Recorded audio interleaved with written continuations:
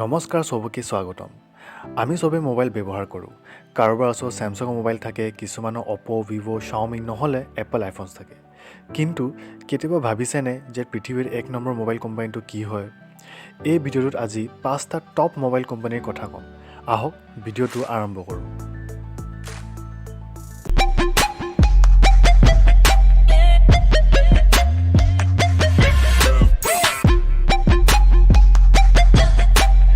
এই লিষ্টৰ 5 নম্বৰ কোম্পানীটো হ'ল অপো। অপো এটা চাইনিজ কোম্পানী হয়। চাব গ'লে অপো ভাৰতত 5 নম্বৰত আহে আৰু গ্ল'বেলিও 5 নম্বৰ ৰেংকিঙতে আহে। 2011ত এই কোম্পানীটো আৰম্ভ হৈছিল আৰু 2019ত এইটো ৱৰ্ল্ডৰ টপ 5 কোম্পানী লিষ্টত আহি গ'ল। ৰিয়েলমি আৰু ওৱান প্লাছ কোম্পানীৰ নাম চাগে নিশ্চয় শুনিছে আৰু ব্যৱহাৰো কৰে চাগে। আপুনি জানেনে ৰিয়েলমি আৰু ওৱান প্লাছ এই দুটা কোম্পানী অপো কোম্পানীৰে ছাবচিডিয়াৰিজ হয়। 2019ত অপ'ই 12 কোটি মোবাইল বেচিব পাৰিছে গোটেই ৱৰ্ল্ডত আৰু সেইকাৰণে অপো লিষ্টত 5 নম্বৰত আহে। 4 নম্বৰ কোম্পানীটো হ'ল শাওমি মানে MI অথবা ৰেডমি।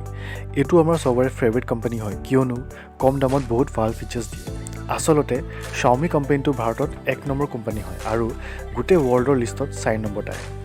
এইটো এটা চাইনিজ কোম্পানী হয় আৰু 2011ত কোম্পানীটো আৰম্ভ হৈছিলে আৰু 2019ত ৱৰ্ল্ডৰ 4 নম্বৰ কোম্পানী বনি গ'ল।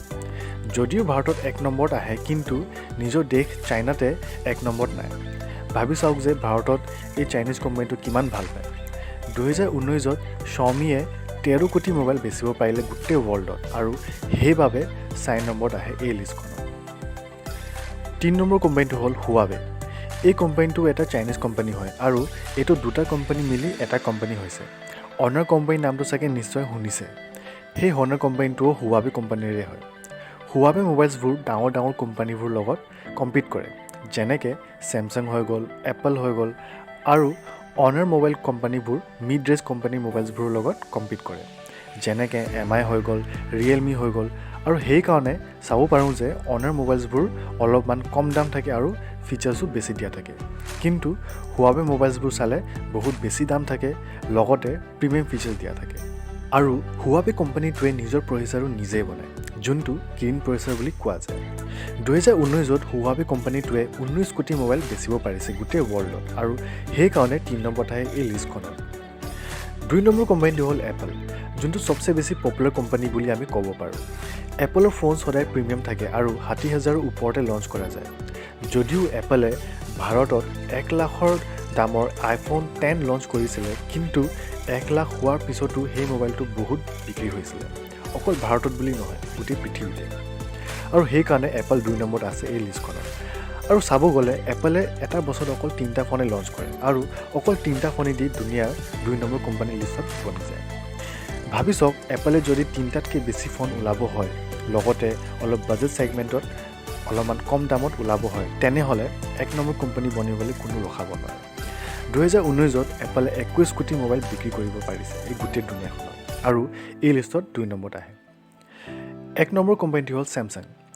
এইটো এটা কোৰিয়ান কোম্পানী হয় আৰু গোটেই পৃথিৱীৰ এণ্ড্ৰইড মোবাইলছ বনোৱাৰ এটা প্ৰিমিয়াম আৰু বহুতে পুৰণা কোম্পানী হয়। ভাৰতত ছেমছাং 2 নম্বৰত আহে, শাওমি পাছতে। আপোনালোকে জানেনে দুনিয়াত চবচে বেছি প্ৰিমিয়াম ছেগমেণ্ট ফোনছ মানে 60,000ৰ ওপৰত এপলছৰ চবচে বেছি বিক্ৰী হয় আৰু তাৰে পাছত ছেমছাঙৰ মোবাইলছ বিক্ৰী হয়। ৱৰ্ল্ড ৱাইড মোবাইল মাৰ্কেটৰ ছেমছাঙৰ শ্বেয়াৰ অকলেই 25% আছে। ছেমছাঙৰ চবচে বেছি পপুলাৰ আৰু হিট ছিৰিজটো হ'ল S ছিৰিজ, যোনটো আমি S10, S9, S9 বুলি ফোনছবোৰ দেখা পাওঁ প্ৰত্যেক বছৰে। কিন্তু ইয়াৰ লগত ছেমছাঙৰ বাজেট ছিৰিজবোৰো বহুতে ফেমাছ গোটেই পৃথিৱীতে।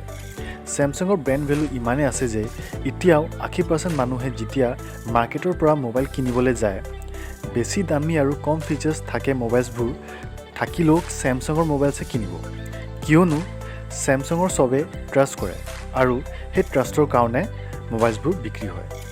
2019ত ছেমছাঙে 30 কোটি মোবাইল বেচিব পাৰিছে আৰু সেইকাৰণে দুনিয়াৰ 1 নম্বৰ মোবাইল কোম্পানী লিষ্টত আহে।